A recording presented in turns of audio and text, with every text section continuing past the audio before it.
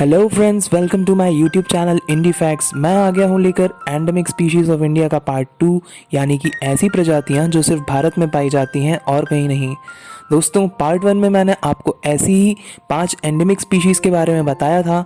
तो अगर आपने वो वीडियो अभी तक नहीं देखी है तो जल्दी से जाकर देख लें, लिंक डिस्क्रिप्शन में डाल दिया है मैंने। और मेरे चैनल को सब्सक्राइब करना ना भूलें और भी इंटरेस्टिंग वीडियोज़ देखते रहने के लिए। तो चलिए बिना देर करे स्टार्ट करते हैं आज का वीडियो।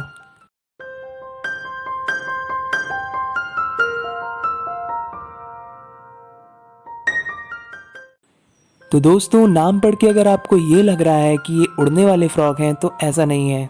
असल में ये तो पेड़ों पर रहते हैं और एक पेड़ से दूसरे पेड़ पर जब लंबी लंबी छलांग मारते हैं तो देखने में ऐसा लगता है कि ये उड़ रहे हैं। इनके पंजों की बनावट खास होती है जिनकी मदद से ये छलांग मारते हैं, और जब ये हवा में होते हैं तो इनके पंजे छोटे छोटे पैराशूट की तरह काम करते हैं, जिस वजह से इन्हें ग्लाइडिंग फ्रॉग भी कहा जाता है। और आपको ये जानकर हैरानी होगी कि ये 25 फीट लंबी छलांग मार सकते हैं। ये साइज़ में 4 इंच तक ग्रो कर सकते हैं और इनकी स्किन ब्राइट ग्रीन कलर की होती है। इनके पंजों की ब्राइट रेड कलर की स्किन और इनकी बड़ी बड़ी आँखें इनकी खास पहचान है। दोस्तों, जो फीमेल फ्रॉक्स होती हैं वो अंडे देने के लिए पेड़ पर ही फोम और पत्तियों की हेल्प से घोंसला बनाती हैं, जो कि फोम नेस्ट के नाम से फेमस है। बाद में जब अंडे में से टेडपोल्स निकल जाते हैं तो सीधे नीचे पानी में गिरते हैं, क्योंकि ये अपना नेस्ट हमेशा पानी के ऊपर ही बनाती हैं। अन्नामलाई फ्लाइंग फ्रॉक्स या फिर मालाबार फ्लाइंग फ्रॉक्स केरला और तमिलनाडु के जंगलों में पाए जाते हैं, पर कभी कभार ये आसपास के गांव में भी पहुंच जाते हैं, जहां पर ये कुछ खास पसंद नहीं किए जाते और मार दिए जाते हैं, क्योंकि गांव वालों को लगता है कि ये उनकी इलायची की फसल खाते हैं। पर यह बात बिल्कुल गलत है, क्योंकि ये फ्रॉक्स सिर्फ छोटे मोटे कीड़े मकोड़े ही खाते हैं। दोस्तों, जंगलों की बढ़ती कटाई और क्लाइमेट चेंज जैसी एक्टिविटीज़ की वजह से इनकी संख्या अब बहुत तेज़ी से कम होती जा रही है।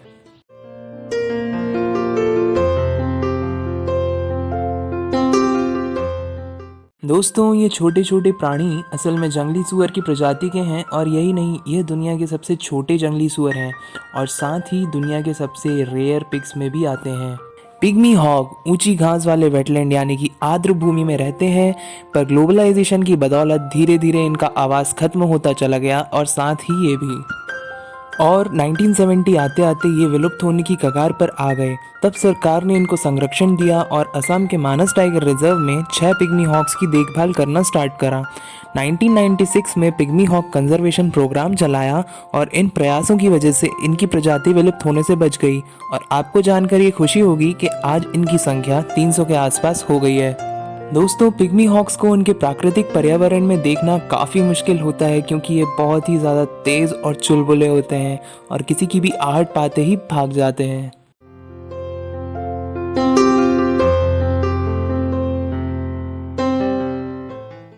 दोस्तों, नीलगिरी ताहर, जो देखने में आपको बकरी के दूर के रिश्तेदार लग सकते हैं, पर रिसर्चर्स बताते हैं कि ये असल में भेड़ यानी कि शीप से संबंधित हैं। नीलगिरी ताहड़ तमिलनाडु राज्य के राजकीय पशु हैं और भारत के वेस्टर्न घाट्स में पाए जाते हैं। नीलगिरी ताहड़ दुनिया में पाई जाने वाली ताहड़ की 3 प्रजातियों में सबसे बड़ी है। इनके पैरों में खास तरह के हूफ्स होते हैं, यानी कि खुर होते हैं, जिनकी मदद से ये पहाड़ों की आड़ी टेढ़ी चट्टानों पे और तीखी ढलानों पे आसानी से चल लेते हैं। इनकी ये काबिलियत कई बार शिकारियों से इनकी जान बचा लेती है। दोस्तों, एक समय पे ये संपूर्ण वेस्टर्न घाट्स में बड़े बड़े झुंड में घूमा करते थे, पर आज इनका आवास नष्ट होने और शिकारियों के कारण इनकी प्रजाति के खत्म होने का खतरा आ गया है और आज ये केवल 3000 की संख्या में बचे हैं।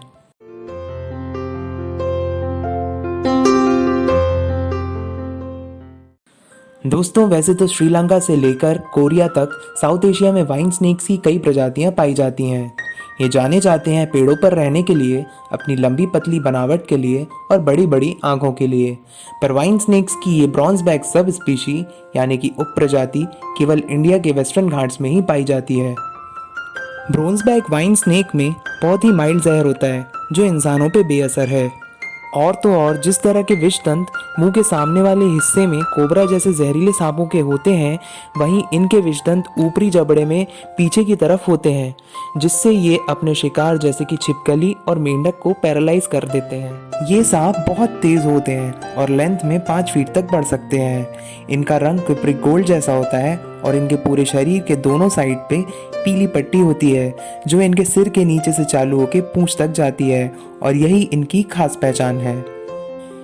इनके बारे में एक इंटरेस्टिंग बात यह भी है कि जब भी ये घबरा जाते हैं तो शरीर फुलाने की वजह से इनके स्केल के नीचे मौजूद ब्राइट ब्लू कलर नजर आता है, जिससे ऐसा लगता है कि ये रंग बदल रहे हैं। और पेड़ों पर रहने वाले ये सांप इंडिया के वेस्टर्न घाट के जंगलों में पाए जाते हैं।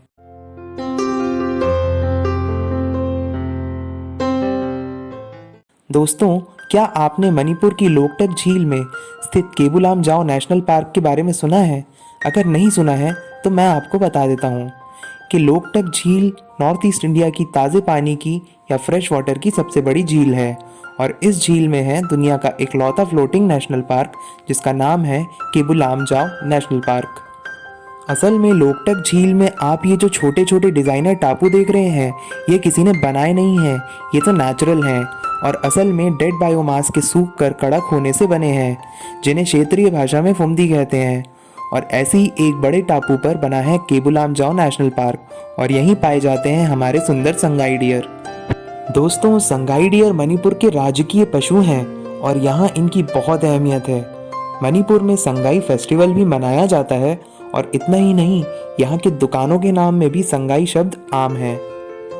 पर यह बहुत दुख की बात है कि आज इनकी संख्या केवल 260 ही बची है, और सरकार इनके संरक्षण के लिए अथक प्रयास कर रही है, जबकि शिकारियों और तेजी से नष्ट होते इनके आवास के कारण 1951 में ये विलुप्त होने की कगार पे आ गए थे।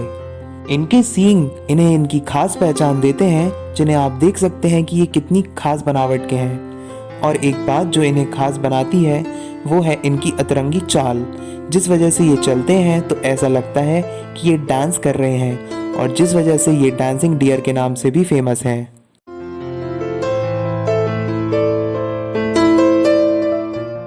तो ये थी दोस्तों इंडिया की 5 एंडेमिक स्पीशीज़। इसके अलावा 5 एंडेमिक स्पीशीज़ को मैंने पिछले पार्ट में कवर किया था, तो वो वीडियो को ज़रूर देखें। ये वीडियो को लाइक करना बिल्कुल ना भूलें और चैनल को सब्सक्राइब करके बेल बटन दबा दें, क्योंकि मैं आपके लिए लाता रहूँगा ऐसे ही इंटरेस्टिंग फैक्टफुल वीडियोज़।